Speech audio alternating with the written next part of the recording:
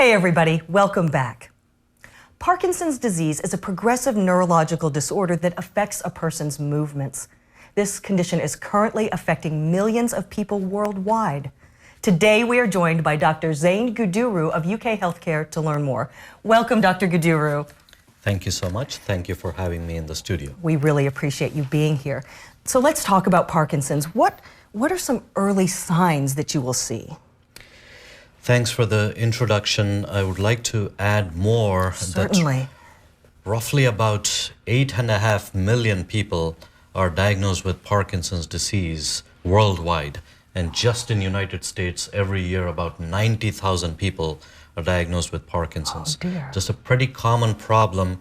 And the way the manifest with symptoms includes someone who is having tremor, that is involuntary shaking, and they can also have slowness of movements or decreased movements, spontaneous movements, stiffness of muscles, and over the time they can affect the balance, leading to recurrent falls too. Oh my goodness. So those are some good signs to be looking for in ourselves as we age. Talk to me a little bit about some possible causes for Parkinson's disease.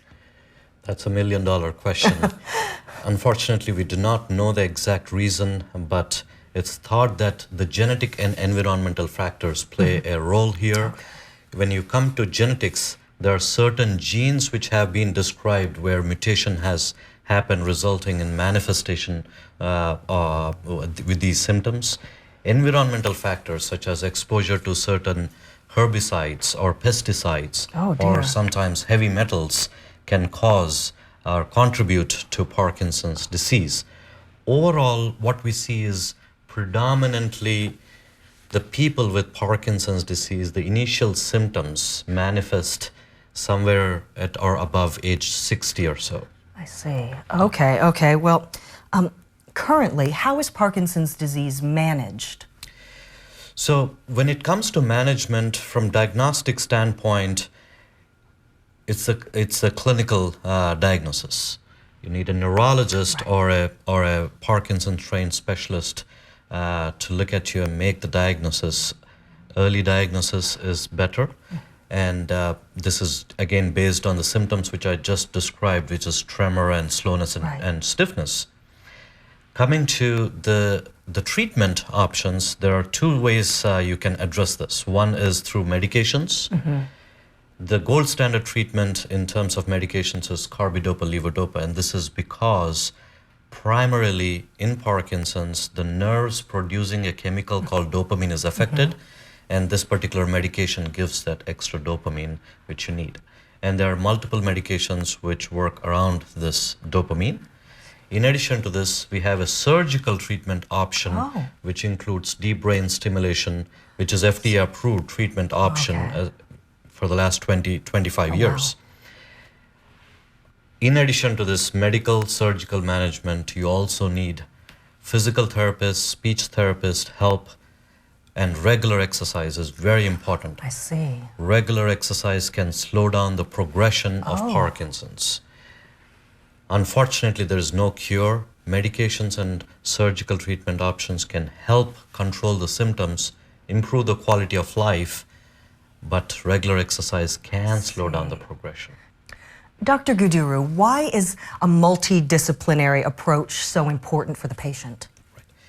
In addition to the medication and surgical treatment options, as I mentioned, physical therapy and regular exercise is very much required. In overall global management of a person with Parkinson's disease, you need to educate and help them with physical therapy. Speech therapy might be required. That's where speech therapists might be required. And community support. For example, in the city of Lexington, we have Bluegrass Parkinson's Alliance, who educates and helps patients and their families about Parkinson's disease. In addition to this, a bigger thing in multidisciplinary approach is patient's family. We should never forget them. They need to be educated because they're the ones helping a person with Parkinson's day in and day out too. So you're able to treat the whole person in all aspects of their life, and you see That's correct. some progress there. Dr. Guduru, where can we go to find out more information about Parkinson's disease? Right. So we have a lot of resources regarding getting educated on Parkinson's. If you're living in and around Lexington, Bluegrass Parkinson's Alliance is an association where you can approach and get educated, participate in their regular activities which are going on. Very active center. The second one is if you're looking on internet, you can access through American Parkinson's Disease Association, APDA, and you also have Michael J. Fox Foundation too, through which you can get educated on Parkinson's, plus understand and learn on new advances in this field, and that will also provide the resources for research which is going on and which you can participate.